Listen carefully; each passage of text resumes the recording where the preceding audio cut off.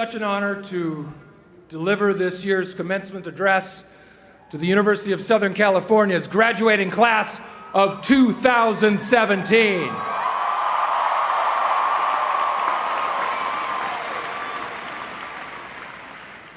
I would like to say thank you, graduates, for that warm welcome. I would also like to apologize to all the parents who are sitting there saying, "Will Ferrell, why Will Ferrell?" I hate Will Ferrell. I hate him. I hate his movies. He's gross. Although he's much better looking in person. Has he lost weight? By the way, that discussion is happening out there right now. Today, I have also received an honorary doctorate, for which I would like to give my thanks to President Max Nikias. I would also like to recognize my esteemed fellow honorary doctorates, Suzanne Dworak-Peck, a great humanitarian and visionary in the field of social work. Dr. Gary Michelson, whose innovation as one of the country's leading orthopedic spinal surgeons has revolutionized this field. Mark Ridley Thomas, a pillar of local and state government for over 25 years. David Ho, whose work in AIDS research led him to be Time Magazine's Man of the Year for 1996. And one of the great actors of our time, Academy Award-winning actress Dame Helen Mirren. And then there's me. Will Ferrell, whose achievements include running naked through the city of Montrose in Old School,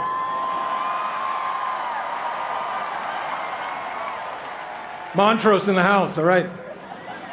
Running around in my underwear and racing helmet, thinking that I'm on fire as Ricky Bobby in Talladega Nights. Running around in elf tights, eating gum off the ground, and playing cowbell. I think my fellow doctorates would agree, based on our achievements, we are all on equal footing. I want the university to know that I do not take this prestigious honor lightly. I've already instructed my wife and my children from this point on, they have to address me as Dr. Ferrell. There will be no exceptions, especially at our children's various school functions and when opening Christmas presents. Yay, we got the new Xbox. Thank you, Dad. I mean, Dr. Ferrell. I've been informed that I can now perform minimally invasive surgery at any time or any place, even if people don't want it.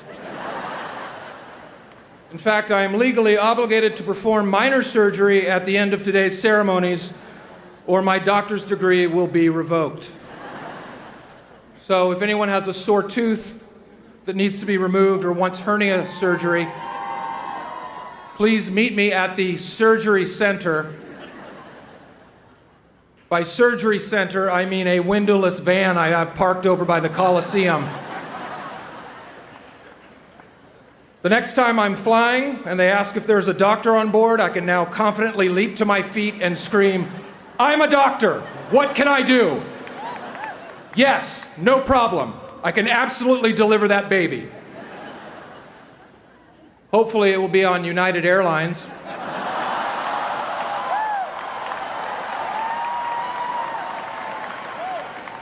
In which I will immediately be subdued and dragged off the aircraft, which we all know will be recorded on someone's iPhone and put on YouTube.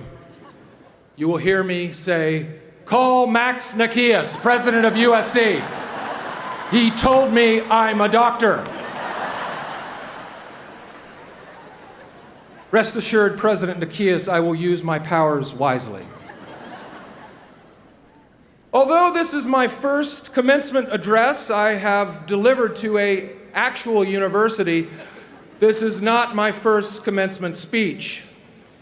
The institutions to which I have spoken at previously include Bryman School of Nursing, DeVry Technical School, Debbie Dutzen School of Trucking, University of Phoenix, Hollywood DJ Academy, and Trump University.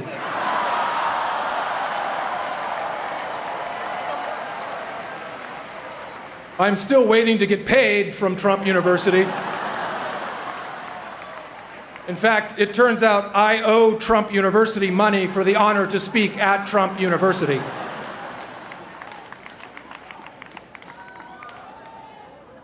You are the graduating class of 2017.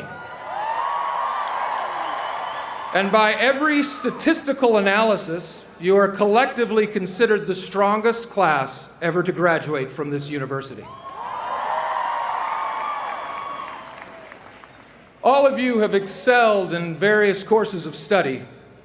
All of you, except for 4 students. And you know exactly who you are. If you would care to stand and reveal yourself right now, that would be great. Those 4 students. There's 1, 2, 3, 4, 5, 6, 8, more like 20. Very honest of you. It is incredibly surreal, one might even say unbelievable, that I get to deliver this address to you.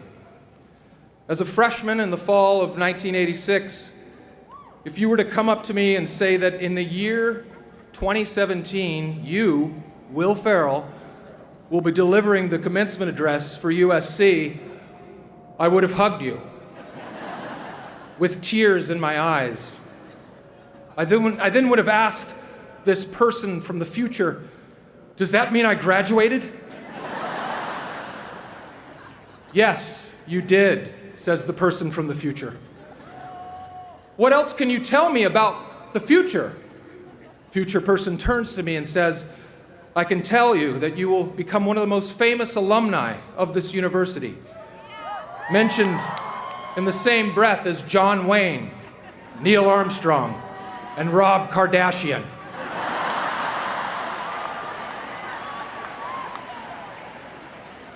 You will be referenced in rap songs from Kanye West to Lil Wayne to Drake. Nas will say, get me real bonkers like Will Ferrell on cat tranquilizer. Is that it, I would ask? Yes, that sums it up. Except one other thing. In the future, there will be something called Shake Shack. It will start in New York and then come to LA, and people will wait hours for a milkshake. That is definitely good, but not that good that you should wait 2 hours. So yes, if I had heard all of that, I would have been incredulous at best. But it turns out I did graduate in 1990 with a degree in sports information. Yes, you heard me, sports information. A program so difficult, so arduous, that they discontinued the major 8 years after I left.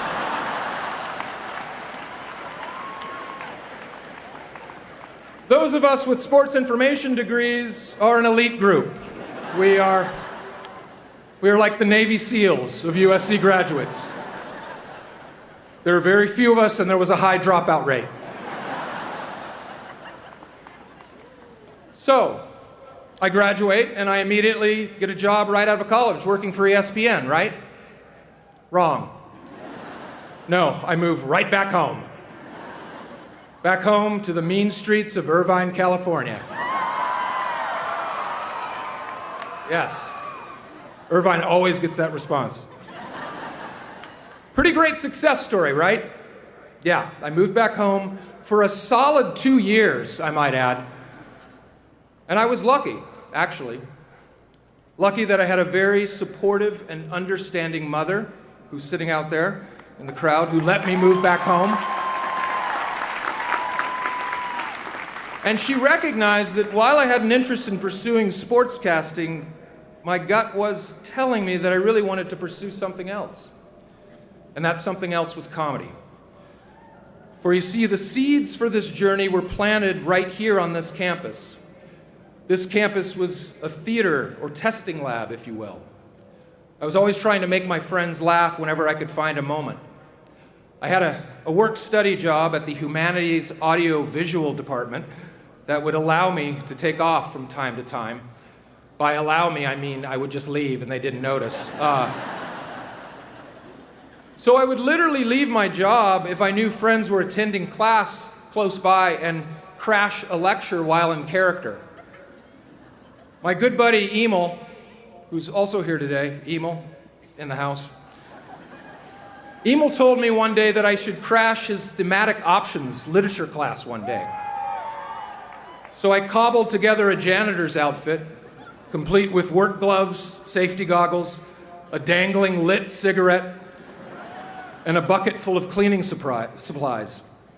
And then I proceeded to walk into the class, interrupting the lecture, informing the professor that I'd just been sent from physical plant to clean up a student's vomit. True story. What Emil neglected to tell me was that the professor of his class was Ronald Gottesman, a professor who co-edited the Norton Anthology of American Literature. Needless to say, a big-time guy. A month after visiting my friend's class as the janitor, I was walking through the campus when someone grabbed me by the shoulder, and it was Ron Gottesman. I thought for sure he was going to tell me to never do that again. Instead, what he told me was that he loved my barging in on his class, and that he thought it was one of the funniest things he'd ever seen, and would I please do it again? So, on invitation from Professor Gottesman, I would barge in on his lecture class from time to time as the guy from physical plant, coming by to check on things, and the professor would joyfully play along.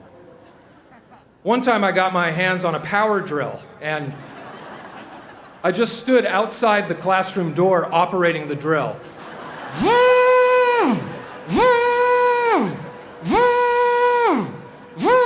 For a good minute. Unbeknownst to me, Professor Gottesman was wondering aloud to his class, I wonder if we're about to get a visit from our physical plant guy. I then walked in, as if on cue, and the whole class erupted in laughter.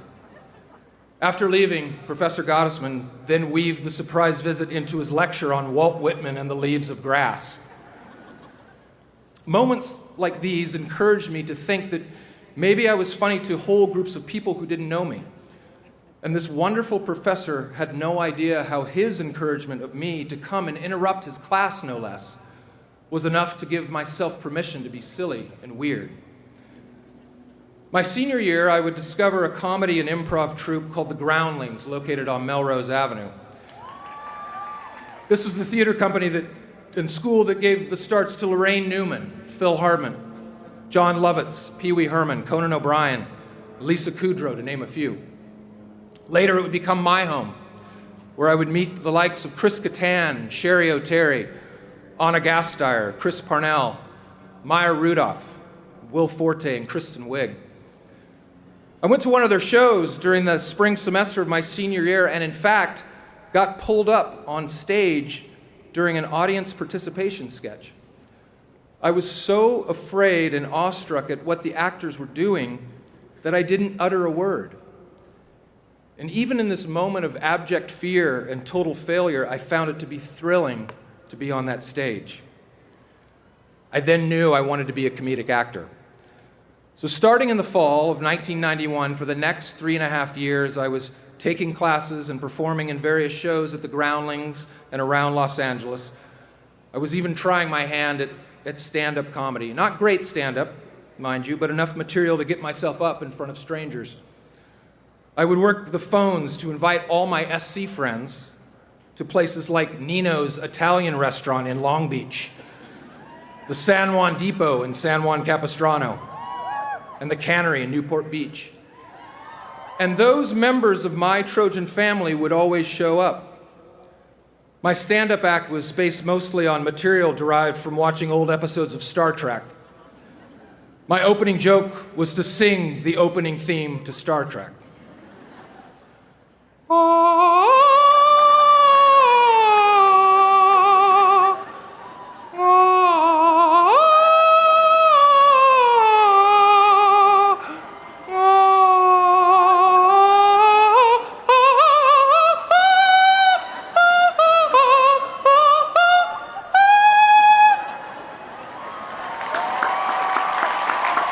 Thank you.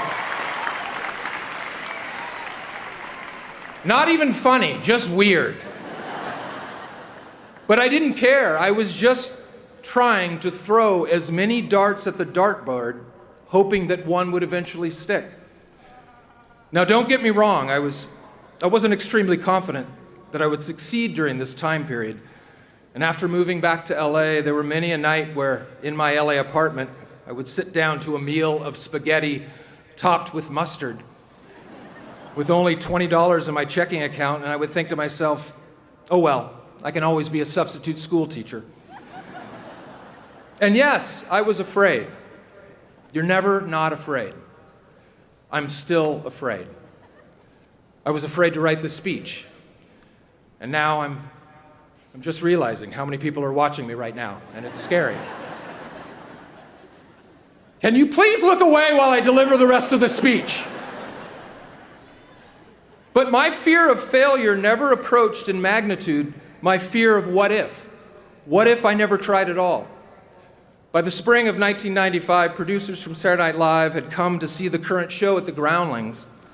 After 2 harrowing auditions and 2 meetings with executive producer Lorne Michaels, which all took place over the course of 6 weeks, I got the word. I was hired to the cast of Saturday Night Live for the 95-96 season.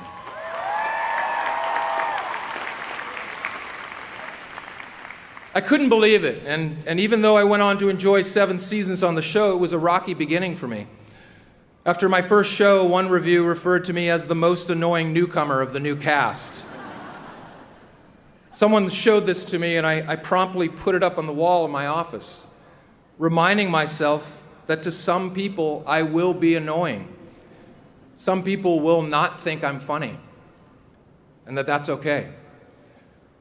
One woman wrote to me and said she hated my portrayal of George W. Bush. It was mean-spirited, not funny, and besides, you have a fat face. I wrote her back. And I said, I appreciate your letter, and she was entitled to her opinion, but that my job as a comedian, especially on a show like Saturday Night Live, was to hold up a mirror to our political leaders and engage from time to time in satirical reflection.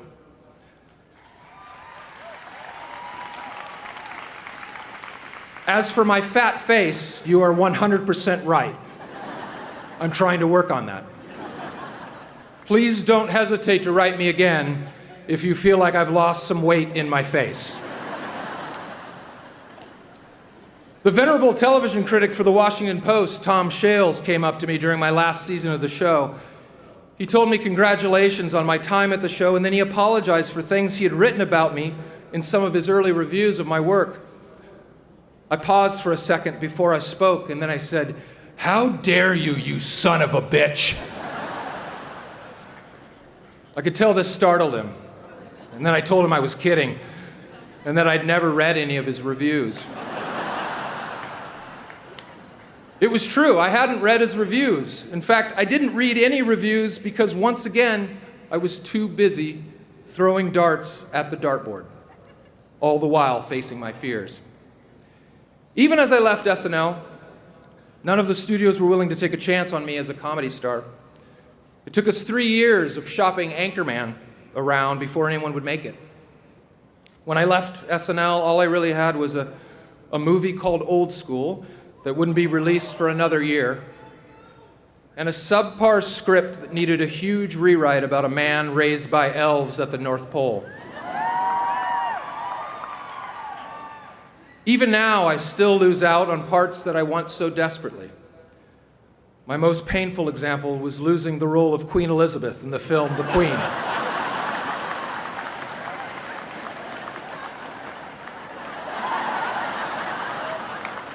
Apparently, it came down to 2 actors, myself and Helen Mirren.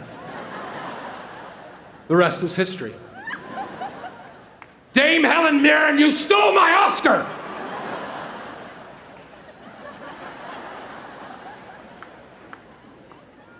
Now, one may look at me as having great success, which I have in the strictest sense of the word. And don't get me wrong, I love what I do, and I feel so fortunate to get to entertain people. But to me, My definition of success is my 16-and-a-half-year marriage to my beautiful and talented wife, Vivica. Success are my three amazing sons, Magnus, 13, Matthias, 10, and Axel, age 7. Right there. Stand up, guys, take a bow. There you go.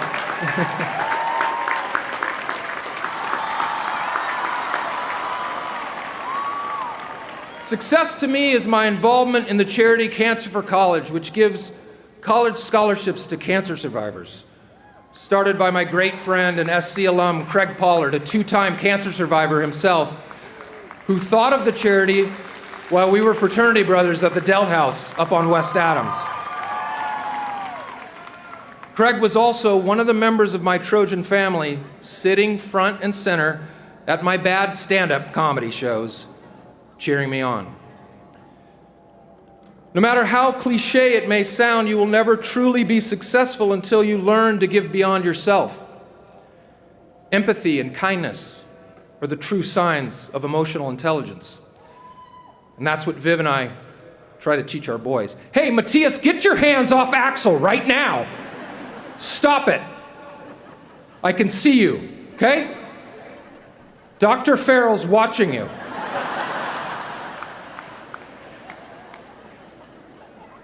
To those of you graduates sitting out there who have a pretty good idea of what you'd like to do with your life, congratulations. For many of you who maybe don't have it all figured out, it's okay. That's the same chair that I sat in. Enjoy the process of your search without succumbing to the pressure of the result. Trust your gut. Keep throwing darts at the dartboard. Don't listen to the critics, and you will figure it out.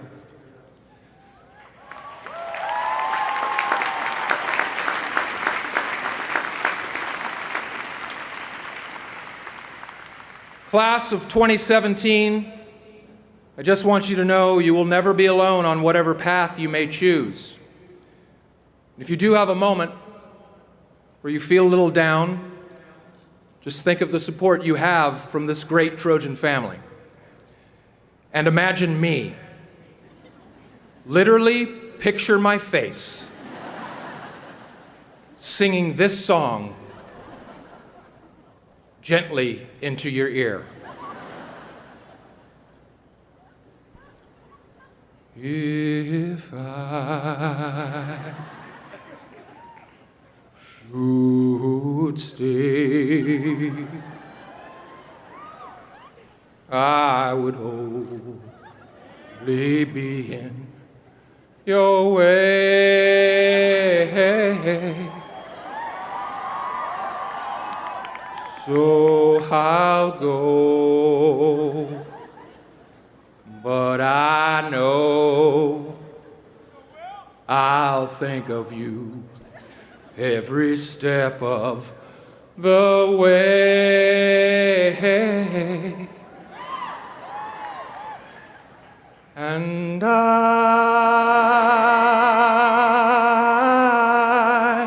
will always love you.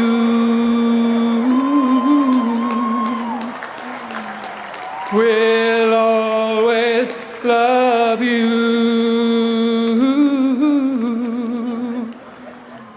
Will always love you. Class of 2017.